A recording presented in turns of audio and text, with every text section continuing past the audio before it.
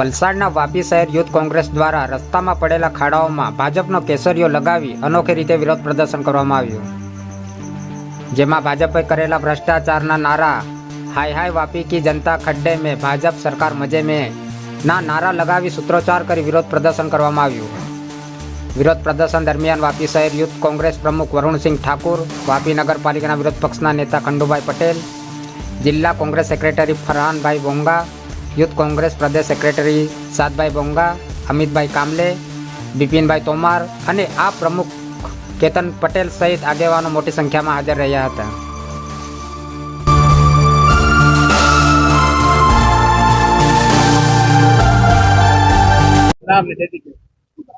મારું નામ વરુણસિંહ ઠાકુર, વાપી શહેર યુથ કોંગ્રેસ પ્રમુખ.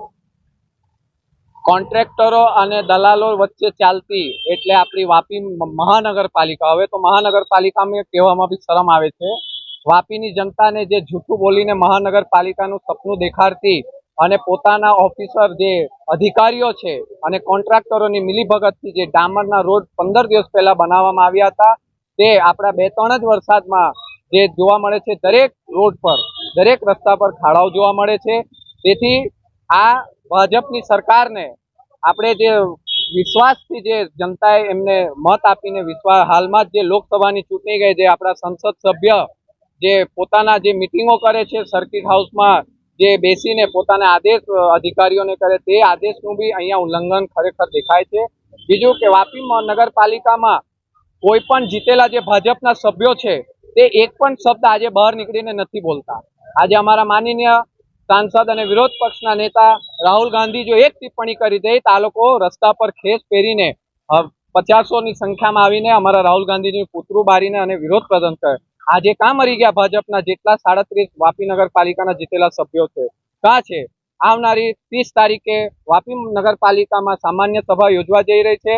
આપના મીડિયાના માધ્યમથી તમામ વાપીની નગરજનોને એ તમારી જે સમસ્યા છે કે તમે જે જીતાડીને, વિશ્વાસ જીતાડીને તમે જે ભાજપને સભ્યો મુકાયેલા છે, તેમની જો ઓકાત જોઈ હોય તો તમે આવીને સામાન્ય સભામાં, એક બી ભાજપનું સભ્ય બોલતું નથી. ખાલી ને ખાલી અમારા વિરોધ પક્ષના જ લોકો સામાન્ય સભામાં પોતાના જે વાપીની જનતાની જે મજબૂરી છે તેના માટે અમે જ બોલીએ છીએ. તમારા જીતેલા જે 25-30 લાખ રૂપિયા ખર્ચીને જે તમારા સભ્યો જીતે છે તે આજે મોઢામાં મગ ભરીને ત્યાં સામાન્ય સભામાં બોલતા નથી. કેમ? બોલવા જાય તો યુપીએલમાં બોલાવીને ટિકિટ કાપવામાં આવે છે. એ લોકોને બીક છે, અમને કોઈ બીક નથી. આવનારા જે 30 તારીખે સામાન્ય સભા યોજાશે એમાં બી અમે તાત્કાલિક ધોરણે અમે જશું ને ત્યાં અમે અમારું વિરોધ પ્રદર્શન નોંધાવશું. ને વાપીની જનતા અને નાગરિકને હું કહું છું કે મોટી સંખ્યામાં સામાન્ય સભામાં જોડાઓ ને તમે બી બોલો. તમારાથી નહીં બોલાતો અમે આવીએ તમારા સપોર્ટમાં, બોલો. અહીંયા નગરપાલિકામાં અધિકારીઓ અને અહીંયા મોટા મોટા કોન્ટ્રાક્ટરો અને બિલ્ડરોનું જ ચાલે છે. જનતા પાસે તો ફક્ત અને ફક્ત રૂપિયા જ લેવાય છે. એવું અમે આ કરીને આજે ભાજપનો ઝંડો અમે ખાડામાં પૂરીને અમે વિરોધ પ્રદર્શન કરે. આવનારા દિવસોમાં અમે વિરોધ પ્રદર્શન કરશું. Thank you. ખાસ કરીને જે વાપીના રસ્તાઓ ખરાબ છે એનો વિરોધ કોંગ્રેસ દ્વારા જે કરવામાં આવે છે, આ વિરોધ કઈ રીતે કરવામાં આવેલો છે અને આ વિરોધ થકી તમે સરકારને શું કહેવા માંગો છો? સરકાર આજે ભાજપની સરકાર છે, તો ભાજપની સરકારના આધારે આ વાપીના જેટલા રોડ જે બન્યા છે, દરેક ગલીઓ બધા ટોટલ રોડ ખોદીને સાફ થઈ ગયા છે અને મતલબમાં રોડ ગાયબ થઈ ગયા ને ખાલી ખાડા જ દેખાતા થઈ ગયા. એની અંદર મતલબમાં કઈ વિદ્યાર્થી કે સ્કૂલ જાય તેને નુકસાન થાય, દરેક નોકરિયાતને નુકસાન થાય, ગાડી ઘોડા મતલબમાં બધાને નુકસાન થાય અને કઈ કેટલા ફ્રેક્ચર થઈ ગયા છે, કઈ કેટલાની જાન પણ ગઈ છે. પણ આ સરકારનું પેટનું પાણી હાલતું નથી, કારણ કે આ સરકારે મારવાના ધંધા કર્યા, બચાવવાના ધંધા નથી કર્યા.